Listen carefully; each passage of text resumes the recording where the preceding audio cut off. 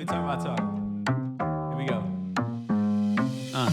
How he said he living life as a gringo, where you question where you fit in every time you mingle. They say you do this with not enough that. My rapping is really bad. This life as a gringo. Yes, hello and welcome to another episode of Life as a Gringo. I am Dramos, of course, and it is Thursday, so it means it's time for our Thursday Trends episode. Man. Y'all, this might be the most stressful part of my week is when I sit down and have to talk about these things. And maybe it's healthy, right? Healthy to vent about it, to get it out of our systems. But yeah, this is the most stressed I am the entire week, is researching these stories, doing a bit of a deep dive, and then sitting here and talking about them with you for an hour. Not complaining, I'm just saying. It is a sign of the times, if you will, right? With that said, let's kind of talk about what we're going to discuss today. Man, we're going to talk about some Trump things that Trump is doing. Trump doing Trump things, if you will. Elon Musk and the scary rise to power that this man seems to have when it comes to the United States government. I did warn us about this. I did say that this was my biggest fear, so we'll talk a bit about that. So we have updates on what he's doing, cutting back federal jobs and doing all kinds of stuff. Trump also making a very scary announcement or detailing an idea he has for the people of Palestine and the Gaza Strip. And I don't want to say I told you so, but we have to talk about how we got here. And if we have time, in the world of AI, Google is doing some scary shit. Once again, where is our government to protect us? On the positive side of things, it seems like Gen Z is moving away from technology a bit and wanting to get more human. So maybe that's a positive sign for our world. But first, as we always do, let's start with the nonsense, the BS, in a segment we call For the People in the Back. Say it louder for the people in the back.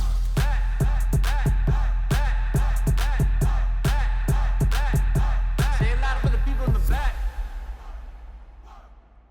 All right, so when we were leading up to Trump taking office again, I talked about this on a previous episode about how my greatest fear was somebody like Elon Musk, the world's richest man, gaining beyond just now the power that comes with being the world's richest man, but now being anointed by the current administration and given unprecedented access to a civilian, right?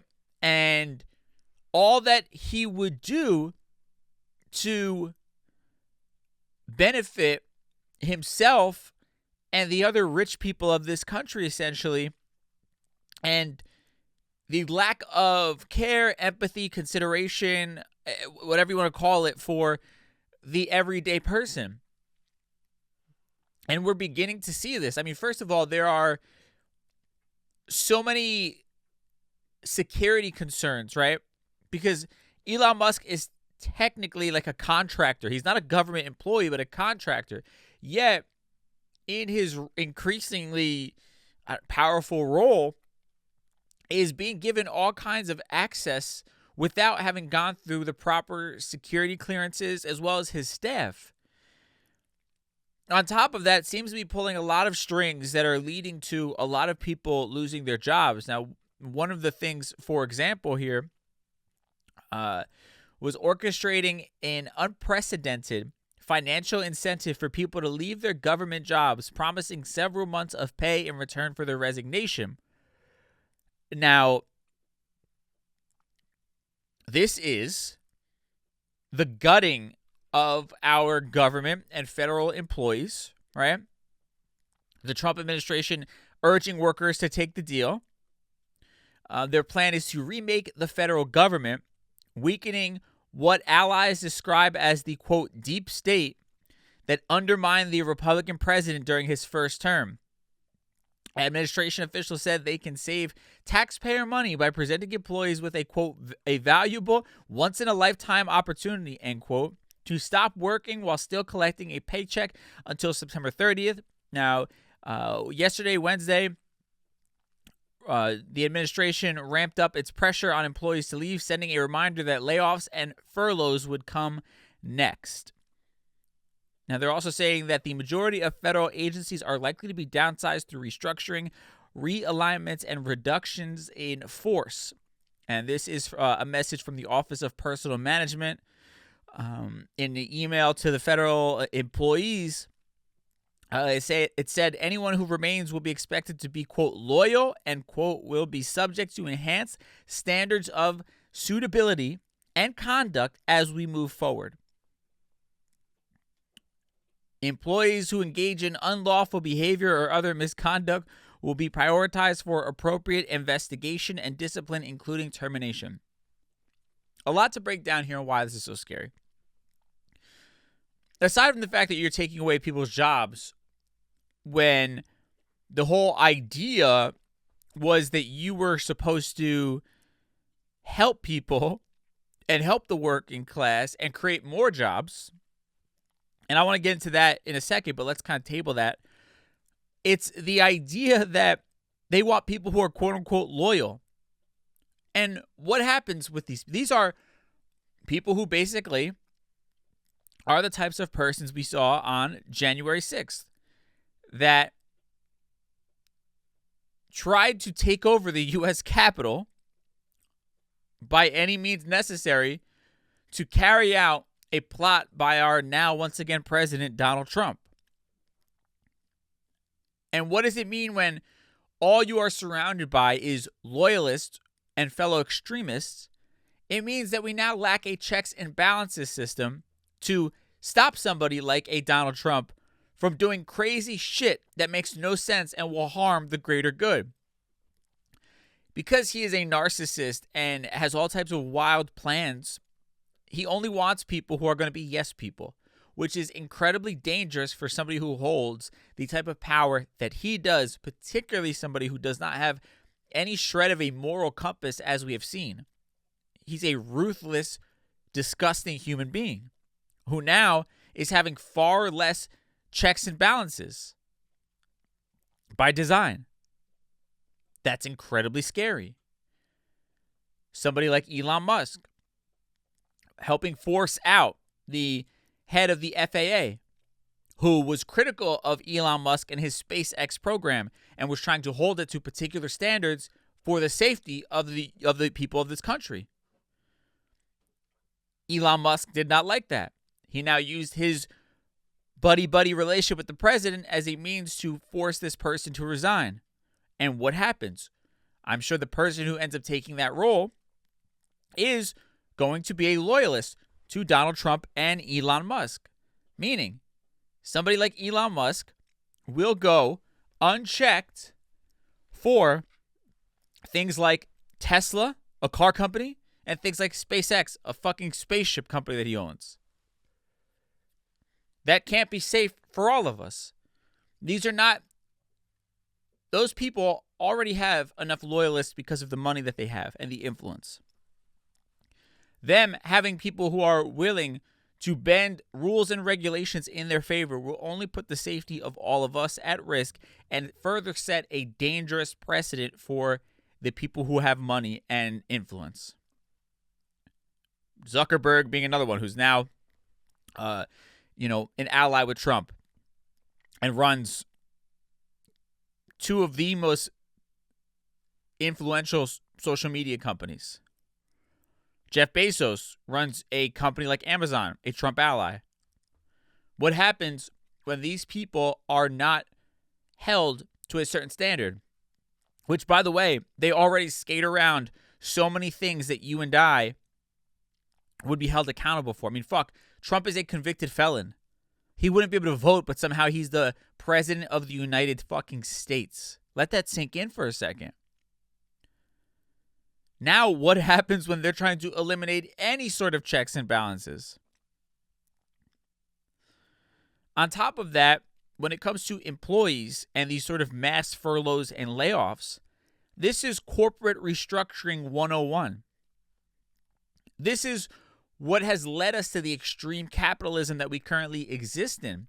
This is why people are working jobs that at one point in time were the responsibility of like 5 people, but now it's one person handling that job and getting paid a menial salary to do so, underpaid for all that they're doing, because it saves corporations money and those at the top benefit from it.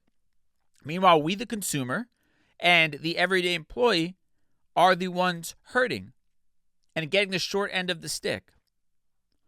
Now, what happens when you do that?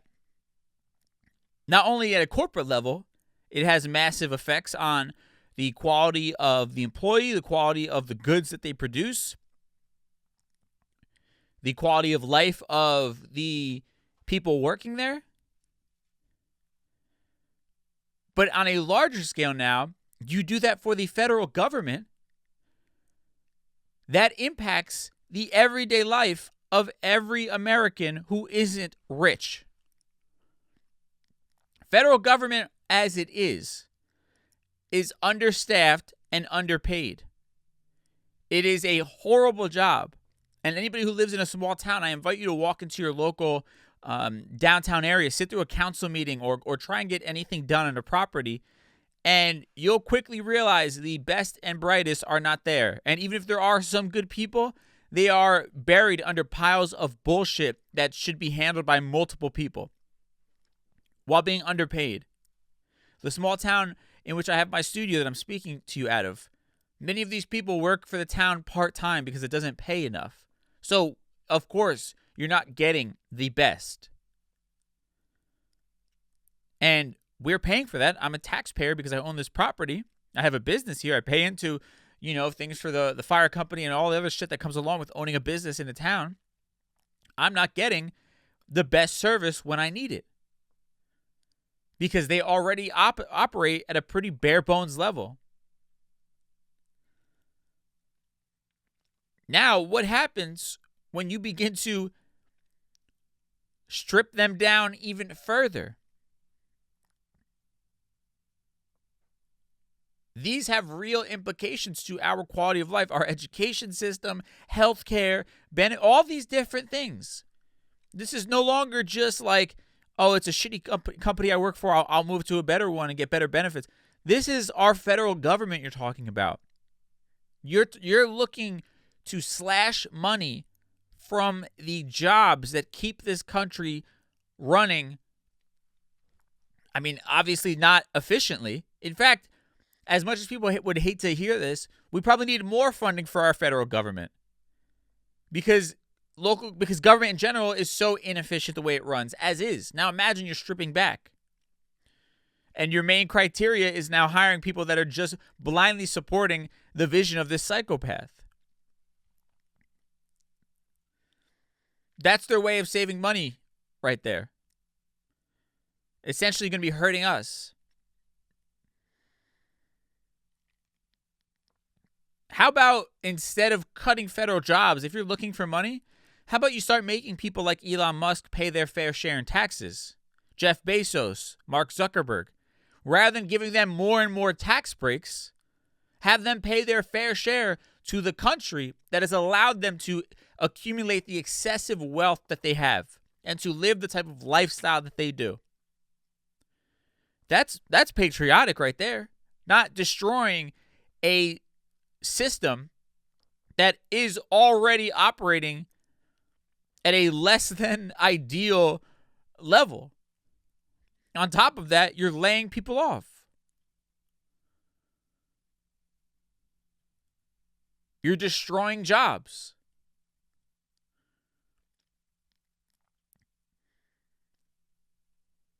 And while a country is obviously supposed to be profitable and produce, we live in a world where money does matter. You cannot blindly run the country like a ruthless corporation, because a ruthless corporation only cares about excessive money. A ruthless corporation only operates with the interest of those at the top. Everyone else is a replaceable pawn in the game. And that is not what the United States of America is supposed to be. Our lives are not expendable. Our quality of life is not supposed to deteriorate for somebody's disgusting motives. People who already have more than any human being should ever have, and they're trying to grasp even more. It's just absolutely disgusting.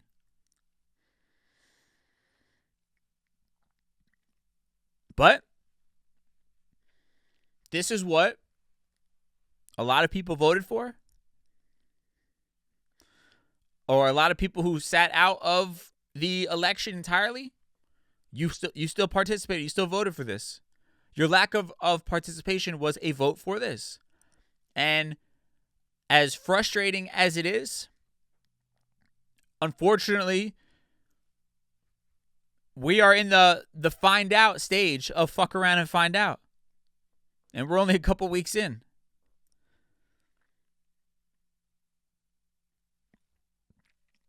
And to be fair, I'm open to the idea that maybe we've been soft on certain things, right? And maybe we need to, be a little stricter in putting America first and all these different things. But with that said, there has to be actual rational plans with a long-term strategy in mind.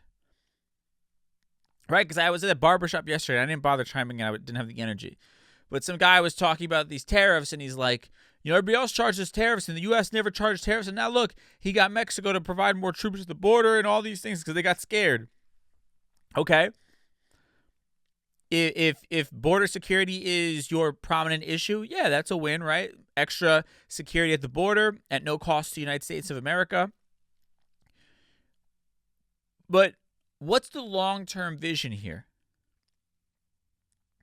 Because in the short term, you might have these little wins by bullying your allies.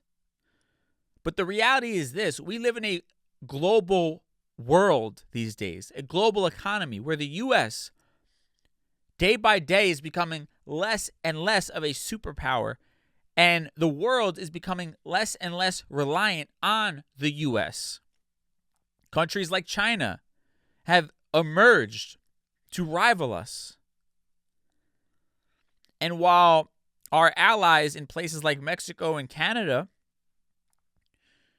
may bend in the short term to not disrupt the quality of life for their country, as any of us who are being treated poorly by a job or whatever it might be, in the back of your mind, you're planning your exit strategy. Most of us who are rational and forward-thinking. You don't think that eventually these countries are going to grow tired of dealing with this fucking idiot and are going to figure out ways to not have to rely on the U.S. in the way that they do? And that only hurts us in the long run. And the other argument this gentleman was sort of talking about was this idea of us relying on these countries for other things, plastics and the car companies rely on certain things from Canada and whatever it might be. And I guess the argument for those in favor of these things like tariffs is that it will then bring production back to the United States. To that I reply, how, Sway? And if that is the goal, shouldn't that be the first step in the plan? How do we create a system where we can ramp up production in the United States of America? Not burn bridges or get into a tariff war where the cost of goods goes up immediately and people are suffering as a result. Right? And they love to say, well, hey, there might be some initial discomfort, but in the long run, we'll be appreciative of it. Yeah, it's easy for you to say and to brush off initial discomfort when you are in an elite class of wealth. You're not going to feel discomfort. The cost of eggs doesn't affect your life whatsoever. The cost of gas doesn't affect your life. But for the everyday person who is struggling as is, that extra discomfort, in addition to what they're already dealing with, could mean the difference between them putting gas in their car or making a mortgage payment, a car payment, putting food on the table for their kids. That has real implications to their everyday life. So the moves, if that's what your actual goal is, to bring back U.S. production, the move should be, how do we do that first? Then once we have a system in place, we can begin to hit these other countries or make it more expensive to then incentivize these American countries to ramp up production. But they're not just going to do it overnight. And the last thing I'll say on it, this gentleman was talking about how we haven't charged tariffs, whatever, in like 50 years, whatever it is. And it got me thinking about these time periods that they always talk about, like returning, make America great again, right? When everything was America first. And oftentimes they're referencing periods like the 60s and 70s. This is when really the United States began to emerge as a global superpower, post-World War II. But this is what I think a lot of people are failing to realize, and why I always come back to corporate America. In the 60s, and I apologize if my numbers are not down to an exact fact. I was reading about this yesterday. But in the 60s, about 2 to 3% of our GDP was imported goods. And in the 60s, the difference in salary between employee to CEO was about 20 to 1. In the 70s, our GDP when it came to imported goods was between 3 and 4%. And the difference in salary between CEO and employee was 30 to 1. In the 80s, that's when things really began to explode. And in 2022, the difference in salary between CEO to employee was just under 350 to 1. And our GDP as it pertains to imported goods on consumer goods was about 27%. We're sitting at just under 30%. So we've drastically increased our reliance on imported goods.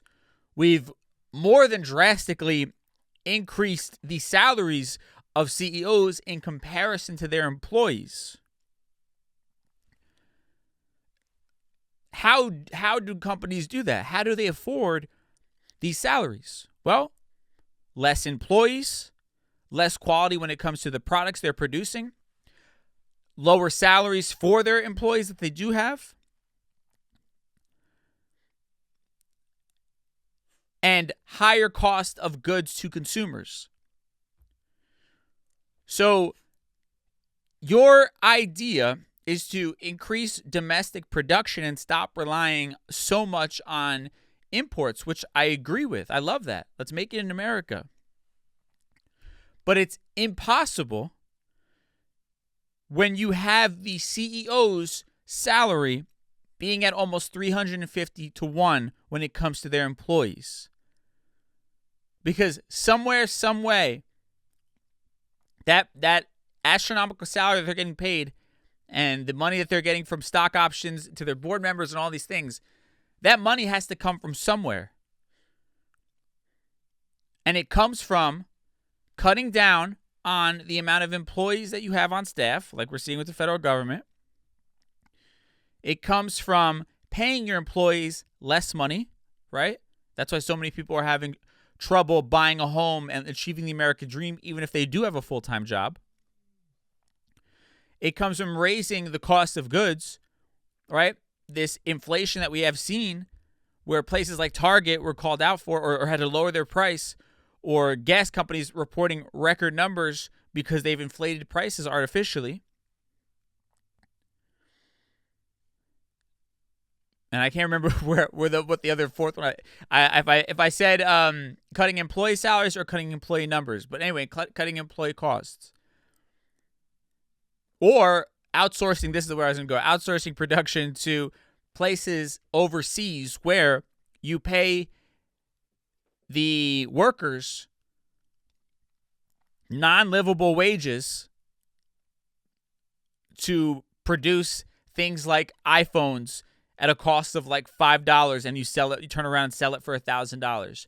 If that iPhone was made in America, their margins would not be what they are, and the cost would be astronomically higher than the $1,000 it already is. So that's your real issue. And then we expect rich people who have made their wealth following this same formula of taking advantage of the everyday person and underpaying everyone wherever they can and outsourcing for cheaper so that they can maximize their profit. Trump, Elon Musk, Zuckerberg, Amazon. These are people who hate unions, who fight to pay terrible salary, like everything you could think of. They're the ones who are going to, at their own expense, because it's going to affect their profit margins, at their own expense, they're going to bring back production in the United States, even though it's going to cost them more to do what they do. Give me a fucking break. If you're Apple and you're paying somebody overseas and the cost of an iPhone because you underpay them is, let's just say, $10, why am I now going to bring production to the United States of America and that same thing is going to cost me $200 to make? That's going to eat at my profits. Those profits are how we can pay our CEO this inflated number. Nobody seems to be addressing that. That's the real fucking thing. And then you have, last thing I'll say is you have these people spreading lies and misinformation, talking about that one of these agencies, I think it was USAID, was on taxpayer money spending $600,000 on sushi lunches a year and $150,000 on coffee pods. And it was literally a meme account.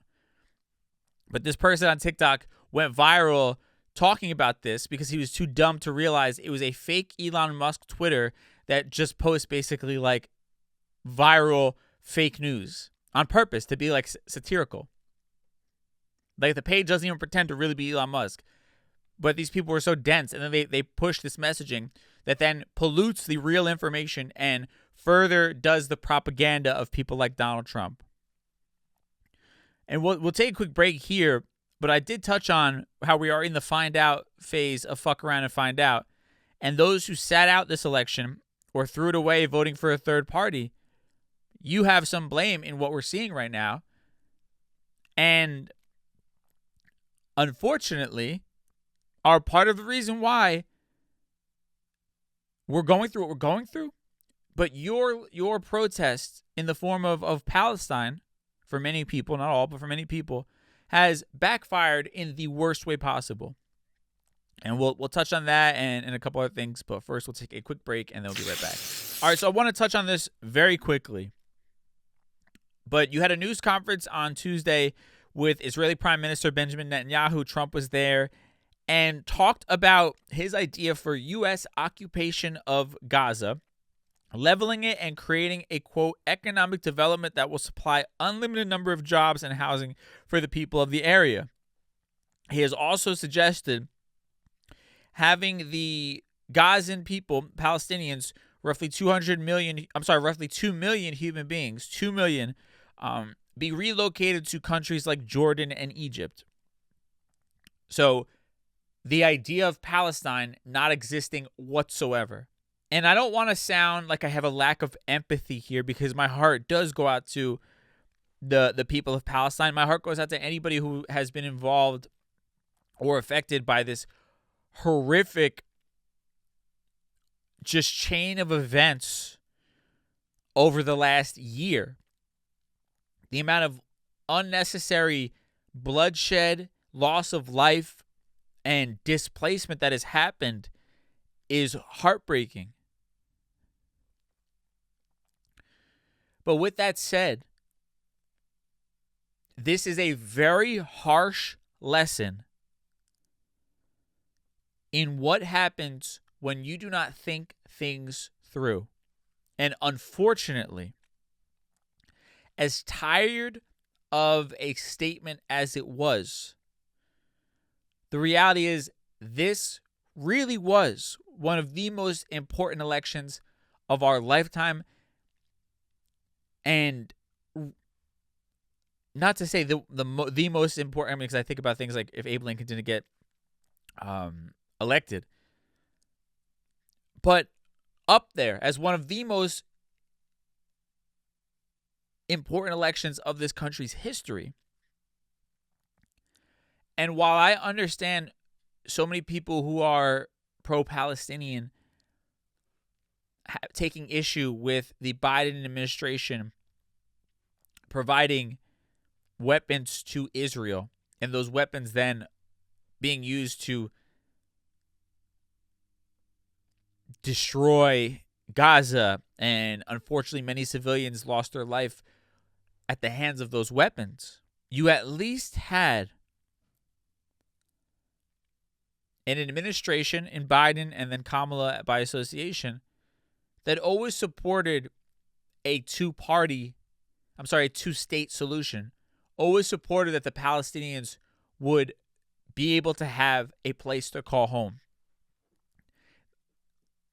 And you may say that them providing weapons to Israel was participating in the erasure of the Palestinian people.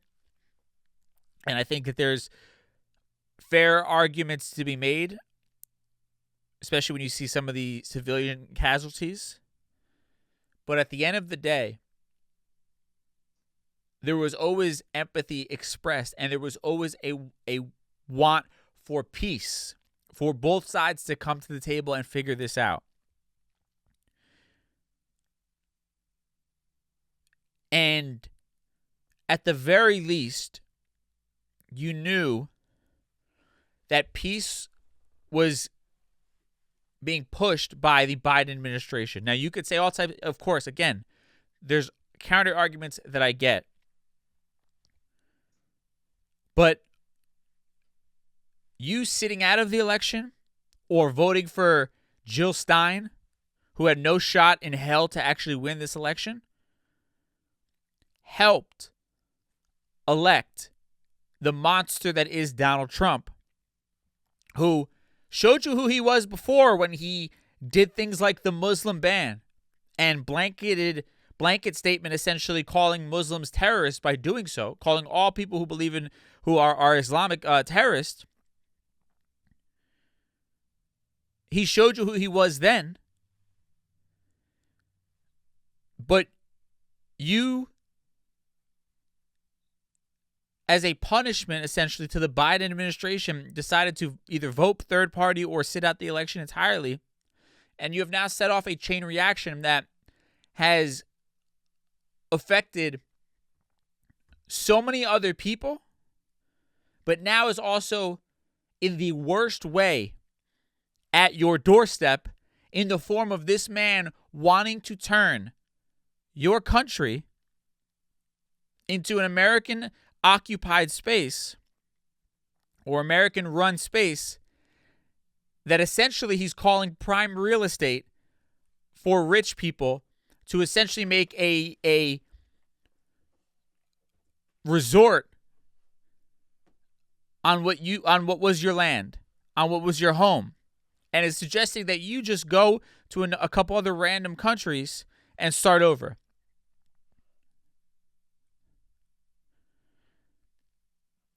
And this is what I've been pushing for so long. I don't want to be like, there's a lot of emotion in this, and rightfully so, and I get it. I don't want to come across as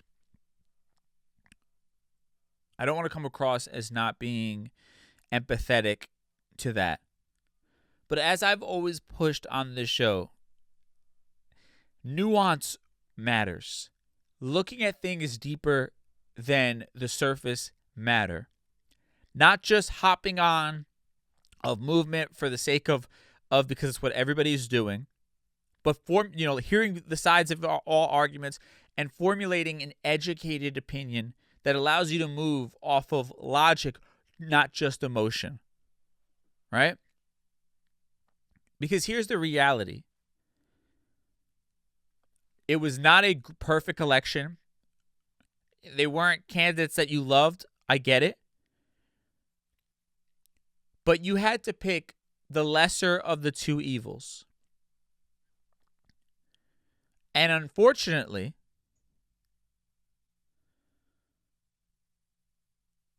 you picked to just completely sit out and not have a voice. Many people, not all, but many.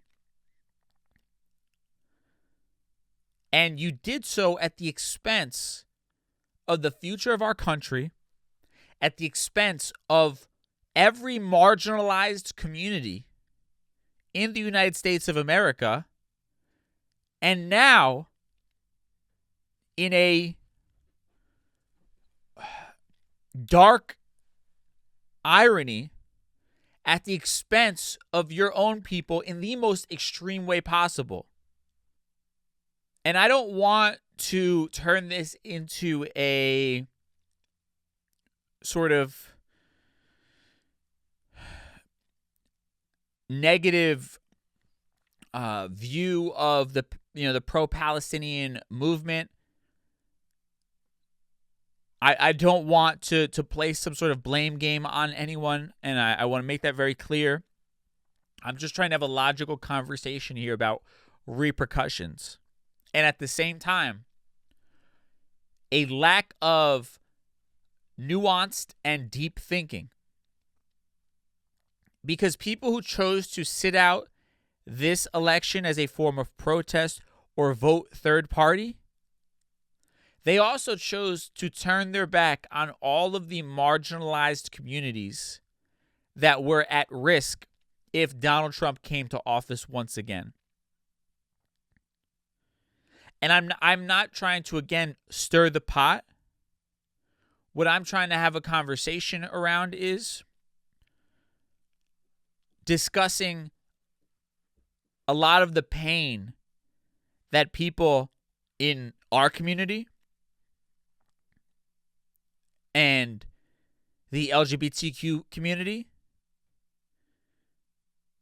and the African American community and everyone that is not a cisgendered white male, essentially, the pain and struggle, and anybody honestly that's not rich, the shit that we're all going through now that has now come as a result of people choosing to sit out or choosing a form of protest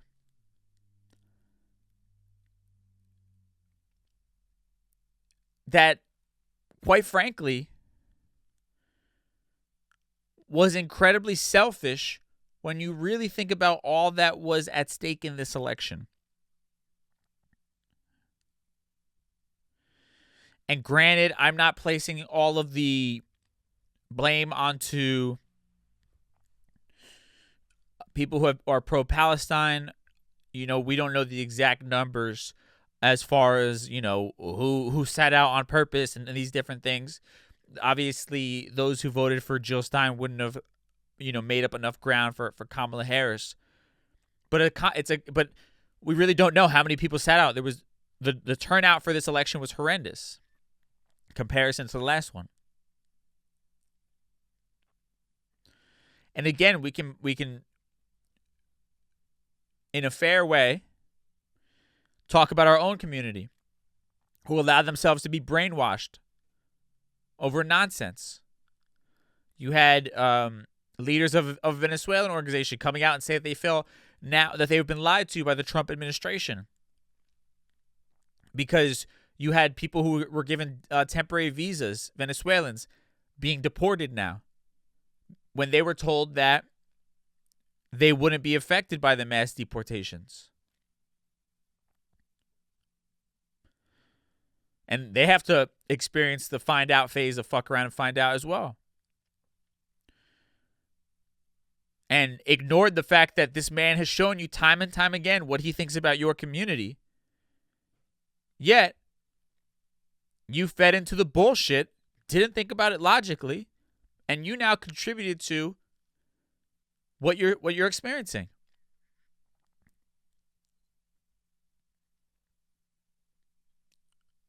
Everybody who chose to not participate, you now have to look yourself in the mirror and recognize you are a part of why we're experiencing all the bullshit that we're going through. And again, unless you are a rich white male, all of us are being affected by this in some way, shape, or form. So if you chose to sit out, you have to have a conversation with yourself as to how you are a part of the problem and a part of the cause of all that we're seeing. And again, this is what I say about nuance.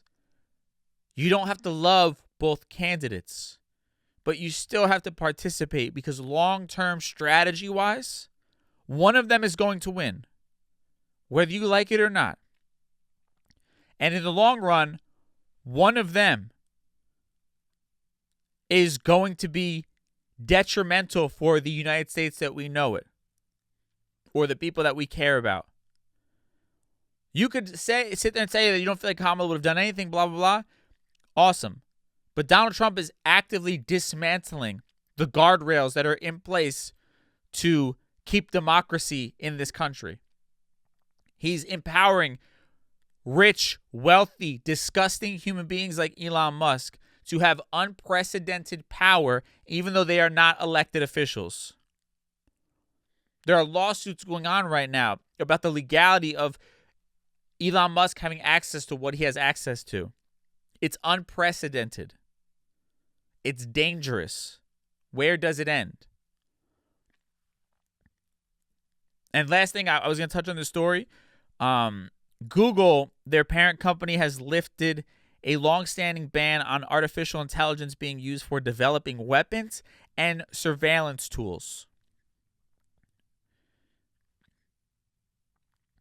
Rich people doing scary shit. They're taking away guardrails that keep in check AI in terms of it not being used for developing weapons and surveillance tools. We are allowing these tech companies to go unchecked. And do you really think these rich tech leaders who are now in bed with Donald Trump are going to enact laws that hurt their bottom line just because it keeps the world safer? Of course not. This is the beginning of rolling out all types of wild shit in the name of rich people getting richer and having less obstacles in their way towards having unnecessary excesses of wealth and power at the expense of the safety and quality of life of the everyday person. That's fucking scary to me. And I'll end it there. I'll have links to the show notes. In the show notes, you can read further in that article. I don't want to take up too much time on that. I've already talked a lot. On a positive side of things, let's talk about Gen Z. We'll do that in our Mi Gente segment. Mi Gente.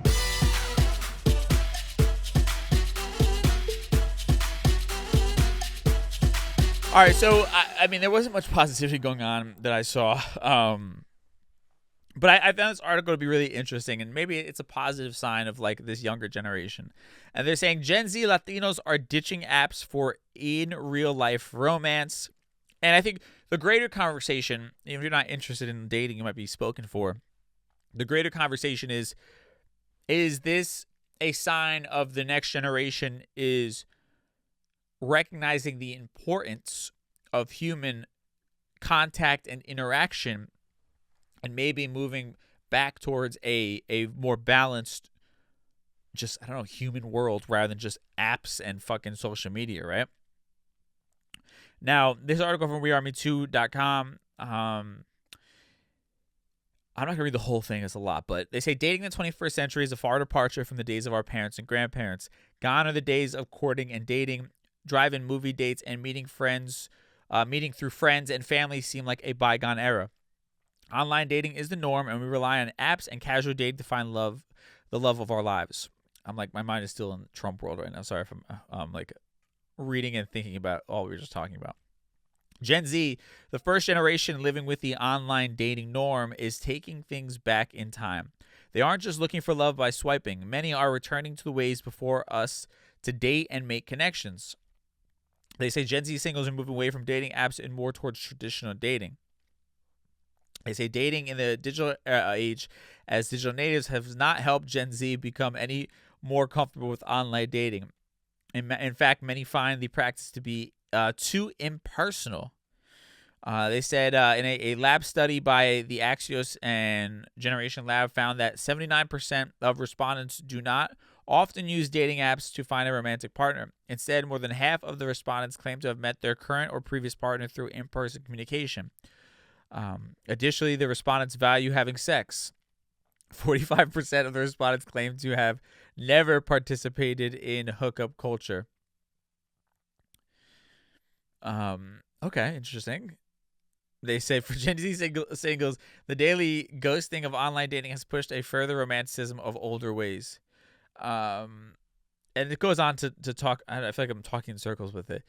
It essentially shows people are far more interested in real life things. And I've noticed it too. Like, there's a walking club that I've been participating in, and it's like targeted towards singles as well. And it was like a lot of people went there, and a lot of people meet each other. And it seems like people are really looking for these ways of finding in-person connection. And I think in general, I really do think we're living in a connection-starved world. And Gen Z is really interesting. I'm a millennial technically, but Gen Z is really interesting to me because as somebody who works in nightlife as well, one of the things we've realized is Gen Z is not as big of a drinking generation as like mine is. Right? Gen Z, I think they're more into like weed, especially with dispensaries and things like that. They don't go out to bars and clubs the way that millennials do and did. Right? I've been noticing, and I've been talking about this with my DJ buddies, where like back in the day you would have like Thursday was like, you know, like a decent night out, but it was like a lighter crowd, and then Friday and Saturday was like the craziness, right? And now we're noticing that Friday is becoming kind of like what Thursday used to be, where it's like, all right, it's a decent crowd. And we like as a DJ, like, oh yeah, for a Thursday it was good, you know, and that's sort of what Friday is now becoming, where it's like it's not like a given that people are going to be just out and about, and where Saturday is now like, okay, Saturday's the busy night, Friday is kind of the lighter one for people who are more into like partying and things like that. And I think it's interesting, and as much as like there's a lot of backlash about people of Gen Z, and I think a lot of it there's some truth to it.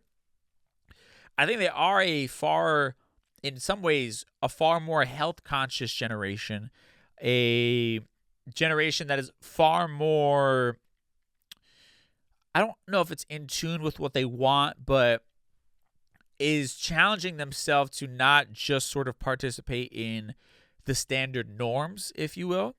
And I think that's super interesting. And even with this, right, the conversation around online dating, that's become very, very normal. I mean, particularly as like a millennial, that became, for a lot of people I know, you know, the way that they would meet people. And I never really was one to participate in online. I was into Tinder back when it first came out in my 20s, but that was kind of like a year of my life, and that was about it from there.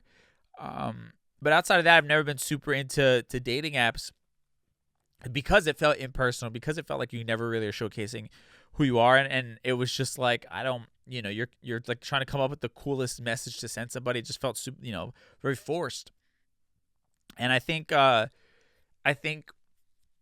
is interesting how we've kind of, I don't know, I think that's again, I think people are starved for real connection. I think it's also why we've seen this wave of like the look at me influencer type is not really as popular anymore. People want genuine connection. They want to know what you think about things. They want to, you know, they want you to provide value. Back in the day, it was like, if you were attractive, which it still exists, but back in the day, it was like you didn't ever have to showcase any sort of personality, right? It was like, oh, show me how cool your life is, or just show me how hot you are. And that's it. Where now I think people are demanding a little bit more if they're going to support you and going to follow you and be interested in what it is that you're doing. And yeah, I think it's I don't know, it's really interesting. I think Gen Z is an interesting generation. I think there's a lot of shit that they got to figure out, but at the same time, I think they're figuring shit out a lot sooner than the rest of us did. Again, even like the drinking thing, I think it took. And I still like, I have some drinks on the weekends and things like that, but I think, in my 20s, it was like we drank excessively. You know what I mean? Like, and didn't really have any boundaries. It was like you drank to get fucked up, like to get obliterated.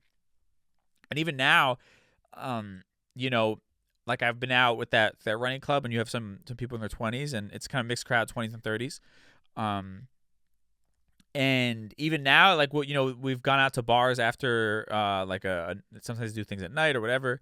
And I see it where they're like that younger generation is like having, one or two drinks and that's it, where they don't feel the need to like get fucked up. They're not really drinking for that, like they're if they are drinking, it's like this just a sort of it's a part of the social the social experience. But like for us, when I was younger, we went to the bars, it was like, yeah, the goal was to get drunk. You know what I'm saying? Like, it wasn't just to have a beer or two. It was like, no, we're out and about, we're getting fucked up, and we're gonna stay out till 5 in the till the sun comes up. Whereas with them, I'm noticing they're a lot more disciplined, and it's not the main focus anymore. They're also cheap. They're also like, which again is smart. They're also like far more financially conscious. They like care about the price of the drink, and they're like, I'm not fucking paying $10 for a second drink. And that's just fascinating, and to me, that's in a positive way. Like, yeah, being fiscally responsible at a younger age. I wish I knew that as well. So yeah, shout out to Gen Z. A lot of down talking, and they're talking about, this is specifically Latinos in this dating thing, but I'd imagine it probably is pretty true across a lot of communities or cultures. So interesting conversation. If you want to read that whole article again, I'll link in the show notes. With that said, let's tie everything we talked about today in a neat little bow in a segment we call Conclusion Stew. Time for Conclusion Stew. All right, what am I gonna say here? Trump is trumping. I think this is unfortunately the terrible moments we have to sort of live through to maybe understand how important elections are, how important it is to understand nuance, I keep saying that word, and depth of not just looking at things from a superficial, at times selfish angle, but understanding the sort of greater implications of decisions beyond our emotional reaction. And I think this election has exposed a lot of that. And again, as I sort of say, I try not to be too invested in this on a daily basis. I sort of get my information that I need, that I think is important, and kind of keep it pushing. That's sort of all you could really do. It's exhausting. I try not to even look at like posts on social media when I see Trump said this, Trump said that. I'm not keeping up with the bullshit. Like, just I'll check in the morning with the facts of what's going on in the world, and I'm good for the rest of my day. I got to focus on what I'm doing. But yeah, scary times. This is what happens when rich old white guys run the world. I mean, they do stupid shit like that. I think just rich white guys in general now. This is what they do, right? And it's not shocking, but it's crazy to think that regular people thought, or continue to think, that these rich guys, A, understand what your daily life is like and the daily struggles you go through, but B, give a shit about it. You got to realize these people live in when I say drastically different worlds than the rest of us, drastically different worlds than the rest of us. One quick example. I heard this in a book. I think I've mentioned this before. It was a rich group of people who were going to go to a Broadway production, essentially. And they basically had like a pregame almost, a fancy like dinner party at one of the rich people's houses. And because they were rich and powerful and connected, the fucking director of the play came to the pregame so that they could give them a breakdown of what they were going to see that night, and give them some sort of inside tidbits.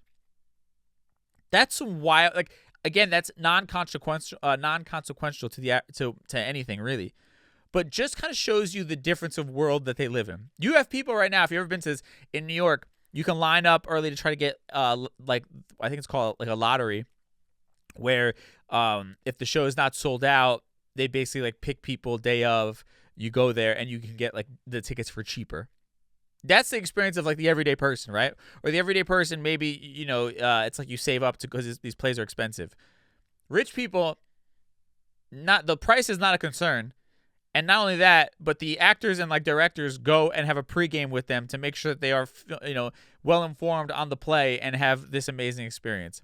Like, these are people who have not in a long time, I'm sure, been inside of a supermarket and had to buy their own eggs or fill up their own gas. They have zero idea. Eggs going up to $10 a carton, they couldn't tell you if that's a good price or a bad price. Doesn't matter to them. It literally zero impact. Eggs going up to $1,000 a carton would have zero impact on these people.